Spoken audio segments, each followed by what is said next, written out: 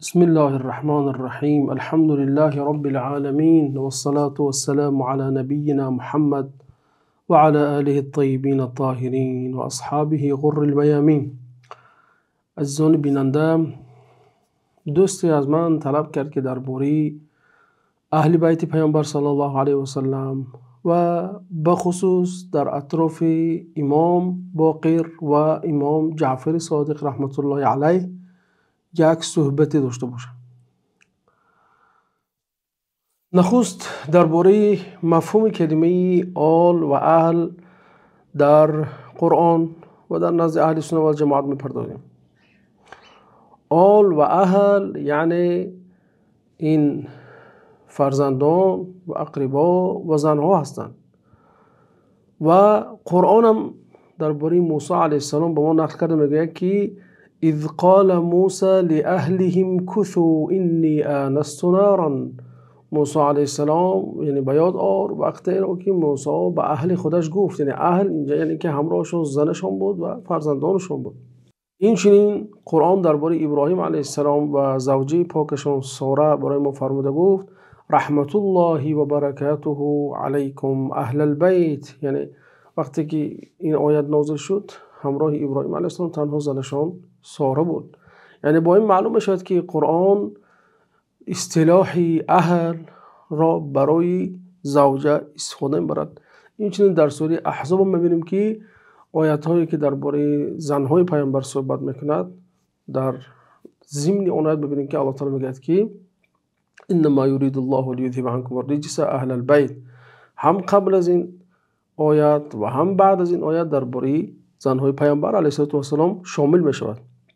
این معنی نداره که غیر اونها داخل نیست، البته اون غیر اونها مثلا گفتیم خویشتواری پیامبر علیه السلام نیز داخل میشود.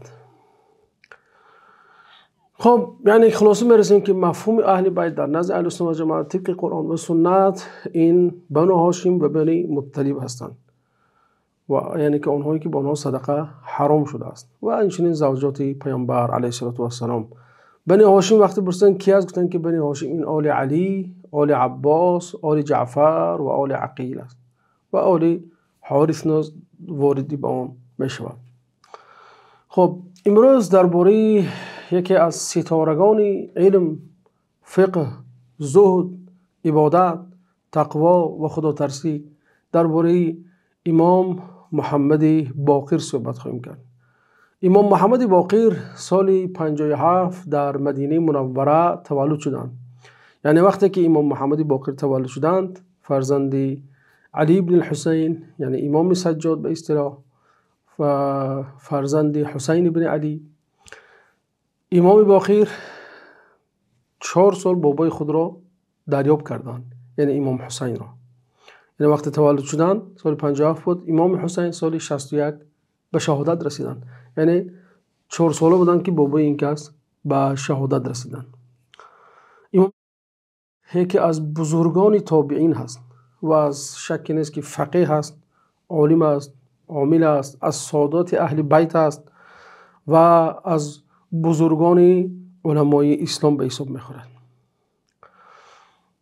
اما در نزد شیعه 12 امام باشد، امام پنجم معصوم حساب می شود، در حالی که در نزد ما اهل سنت و جماعت معصوم جز بابای ایشان محمد علیه السلام وجود ندارد.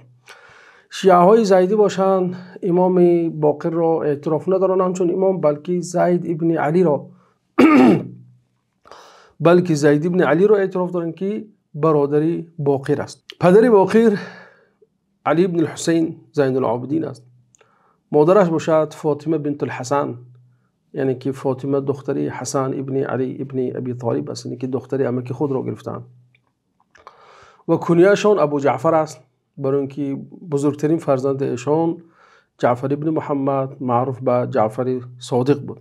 ابن کثیر رحمت الله علیه میگن که ابو جعفر باقر یک تابعی بسیار جلیل القدر است، بسیار بزرگ است و یکی از اعلام و نمایانترین شخصیت های امت اسلامی به حساب می رود و هم از جهت عمل و هم از جهت سیادت و هم از جهت شرف پیشقدمی و سبقت دارد و در علم به درجه بسیار بلند رسیده بود، خداوند رحمت کند، که بسیاری از علما در نزد امام باقر خودش را همچون یک طلبه ابتدایی حس میکرد.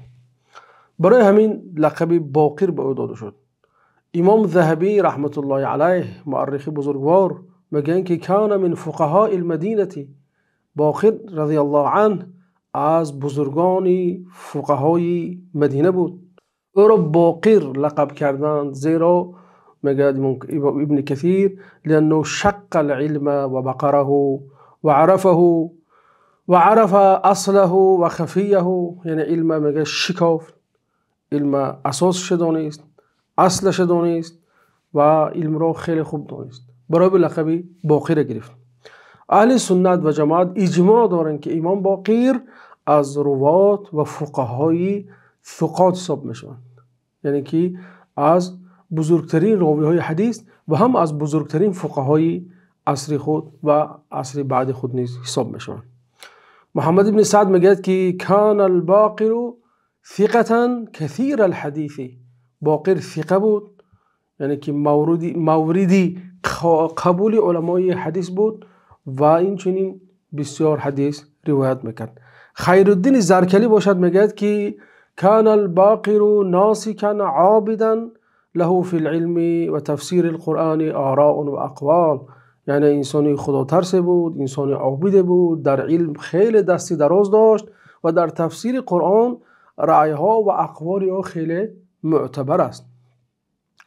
بنابراین اهل سنت و جماعت علمای حدیث از امام باقر روایت کردند. امام بخاری و مسلم و ابو داود و ترمذی و نسائی و ابن ماجه و مسند احمد و ابن حبان و غیر از علمای حدیث احادیث زیاده از امام باقر رحمت الله علیه روایت کرد. باقر رحمت الله علیه از بابایش محمد صلی الله علیه و سلم یک چند احادیث مرسله روایت کرده است، از بابایش علی و از عمکش حسن و از بابایش حسین رضی الله عنه نیز احادیث روایت کرده مرسل، و از ابن عباس و ام سلمه و از عایشه نیز مرسل روایت کرده است، و از ابن عمر و جابر و ابی سعید و سعید ابن المسیب و از پدرش زین العابدین و محمد ابن الحنفیه، اینم عمکش است، و طایفه از بزرگان علما روایت کرده است.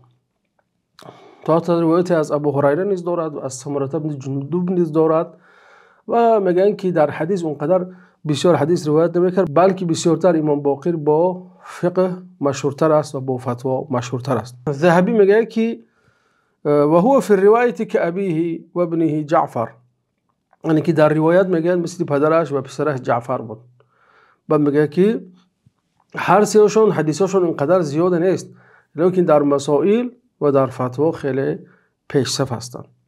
اما اونهایی که از امام باقر روایت کردن خیلی بزرگانی هستند که اکثر ما نامهای اونها رو شنیده. مثلا عطا ابن ابی رباح از شاگردان امام باقر بود و اعرج شاگردان اونا بود و عمرو بن دینار و ابو اسحاق السبیعی و زهری، یحیی بن کثیر، ربیعة الرای و لیث و ابن جریج و اعمش و اوزاعی و دیگران که در نزد امام باقر رحمت الله علیه شاگردی کردند. بلکه در عبادت نیز پیشرفت بود و در یک روز میگن که 150 رکعت نماز بخواند و تکیه بر نسب و حسب خودش نمیکرد و میخواست که با عمل خودش به مرتبه بزرگ برسد.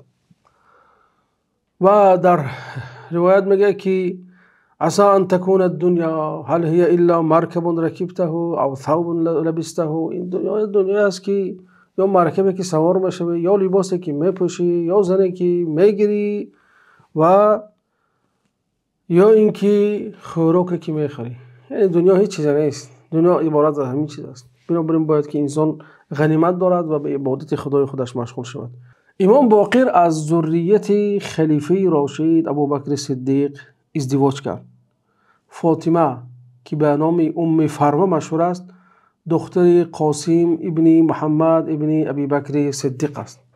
و باقر رحمت الله علیه خیلی نسبت شیخین احترام بزرگ داشت، یعنی ابوبکر و عمر.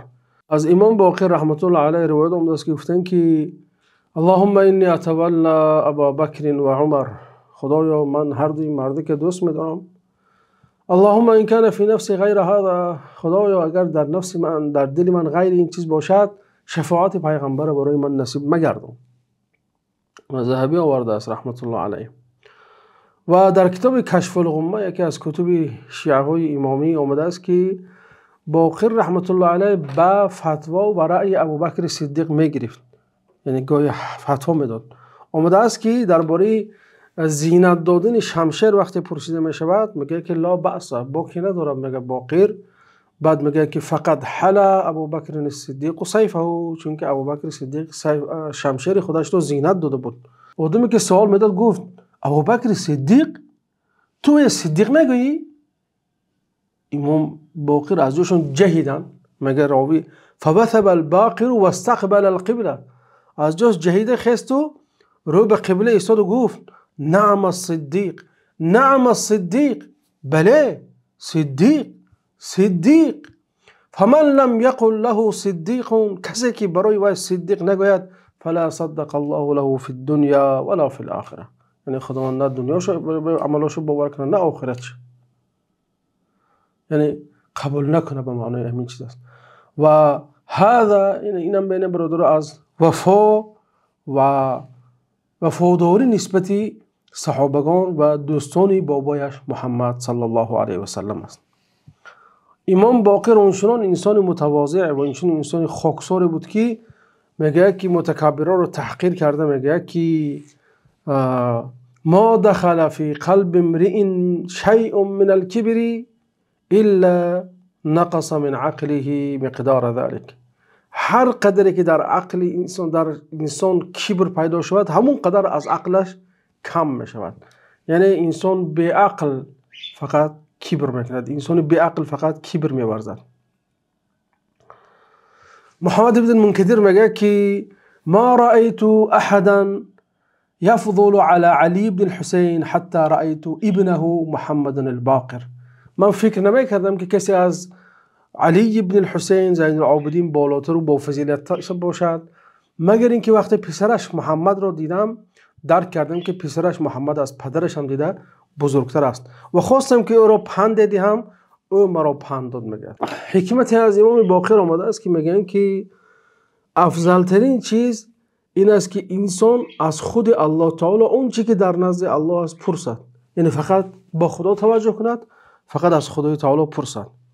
و ما احد ابغض عند الله من یستکبرون عن عبادته، و در نزد خدا شخص بغض‌تر از شخص نیست که از پرسیدن خدا استکبار میکند، از پرسیدن خدا کبر میورزد، از عبادت خدا کبر میورزد و اون چی که در نزد خداست از او طلب نمیکند. یعنی که این در حقیقت به حکمت خیلی بزرگی است که از امام صادق آمده است که انسان نباید که به مرده ها توجه کنند، نه به قبرستان توجه کنند، نه به غیر خدا توجه کنند، بلکه باید توجهش فقط به الله تعالی باشد. این بود علمی که باقر رحمت الله علیه از بابایان بزرگوارش به میراث برده بود.